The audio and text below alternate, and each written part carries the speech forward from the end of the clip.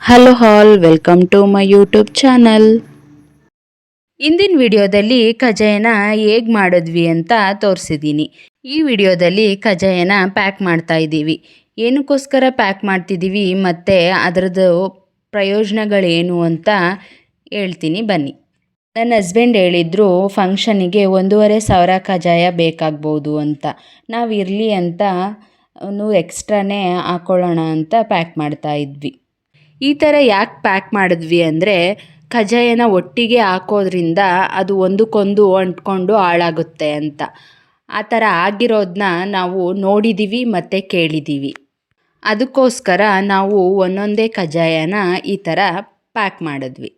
ಈ ಥರ ಕಜ್ಜಾಯನ ಪ್ಯಾಕ್ ಮಾಡೋದ್ರಿಂದ ಕಜ್ಜಾಯ ಎಣ್ಣೆ ಬಿಟ್ಕೊಂಡು ಡ್ರೈ ಆಗೋಲ್ಲ. ತುಂಬ ದಿನ ಇಟ್ಟರೂ ಅದು ಸಾಫ್ಟಾಗೇ ಇರುತ್ತೆ.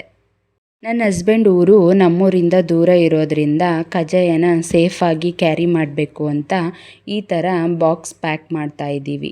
ಇದೇ ಥರ 3 ಬಾಕ್ಸ್ಗಳನ್ನ ಪ್ಯಾಕ್ ಮಾಡಿದ್ವಿ.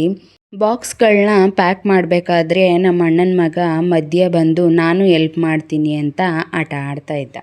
ಎಲ್ಲ ಬಾಕ್ಸ್ಗಳ ಮೇಲೂ ನಮ್ಮಪ್ಪ ಈ ಥರ ಕೌಂಟ್ಗಳನ್ನ ಬರಿತಾ ಇದ್ರು, ಯಾಕಂದರೆ ಈಸಿಯಾಗಿ ಗೊತ್ತಾಗಲಿ ಅಂತ. ನಾಮಕರಣ ಶಾಸ್ತ್ರಕ್ಕೆ ಪಾಪು ಜೊತೆಯಲ್ಲಿ ಒಂದಂಡೆಗೆ ಕಜ್ಜಾಯ ಹಾಕ್ಕೊಂಡು ತಗೊಂಡೋಗೋದು ನಮ್ಮ ಕಡೆ ಸಂಪ್ರದಾಯ. ಅದರಂತೆ ಅಂಡೆಗೆ ಕಜ್ಜಾಯ ಎಲ್ಲನೂ ತುಂಬಿ ಅದ್ರ ಮೇಲೆ ಬಿಳಿ ಬಟ್ಟೆ ಈ ಥರ ಹಾಕಿ ಹಸಿ ನೂಲನ್ನ ಸುತ್ತಿ ಕಟ್ಟಿ ರೆಡಿ ಮಾಡಿದ್ರು. ಆ್ಯಂಡ್ ಫೈನಲಿ ಎಷ್ಟು ಸಾವಿರ ಕಜ್ಜಾಯ ಮಾಡಿದ್ವಿ ಅಂದರೆ ಬರಾಬರಿ 2,000 ಕಜ್ಜಾಯ ಮಾಡಿದ್ವಿ ಗೊತ್ತಾ. ಇಲ್ಲಿಗೆ ಕಜ್ಜಾಯ ಎಲ್ಲನೂ ಪ್ಯಾಕ್ ಮಾಡಿ ಮುಗೀತು. ಫಂಕ್ಷನಿಗೆ ಬಾಳೆಹಣ್ಣು ಬೇಕಿತ್ತು. ಅದನ್ನು ನನ್ನ ಅಣ್ಣ ಮತ್ತು ನನ್ನ ತಮ್ಮ ಮೈಸೂರಿಂದ ತೊಗೊಂಡು ಬಂದರು. ಅದು ಬಾಕ್ಸಲ್ಲೇ ಇದ್ದರೆ ಹಾಳಾಗಿಬಿಡುತ್ತೆ ಅಂತ ಈ ಥರ ತೆಗೆದಿಡ್ತಾ ಇದ್ದಾನೆ. ಅಷ್ಟರಲ್ಲಿ ನಮ್ಮ ಅತ್ತಿಗೆ ಮೆಹಂದಿ ಹಾಕ್ಕೊಡ್ತೀನಿ ಬನ್ನಿ ಅಂತ ಕರೆದ್ರು. ಅವರೇ ಮೆಹಂದಿ ಕೋನ್ ಎಲ್ಲನೂ ತೊಗೊಂಡು ಬಂದಿದ್ದರು.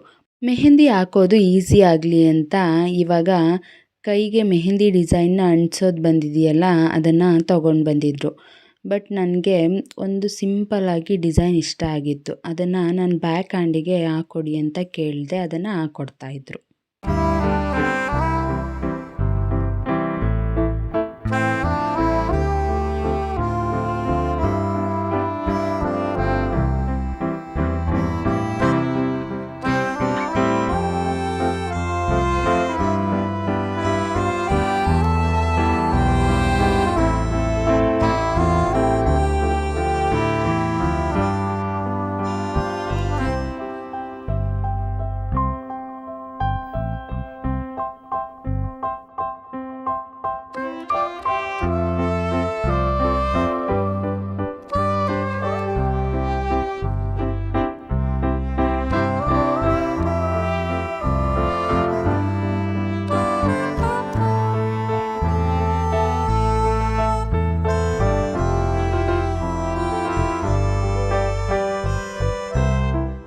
ನೋಡಿ, ಸಿಂಪಲ್ಲಾಗಿ ಈ ಥರ ಮೆಹಂದಿ ಡಿಸೈನ್ನ ಹಾಕಿಸ್ಕೊಂಡೆ.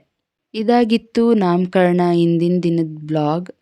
ಯಾರೆಲ್ಲ ಇನ್ನೂ ಸಬ್ಸ್ಕ್ರೈಬ್ ಮಾಡಿಲ್ಲ ಪ್ಲೀಸ್ ನನ್ನ ಚಾನಲ್ನ ಸಬ್ಸ್ಕ್ರೈಬ್ ಮಾಡಿ.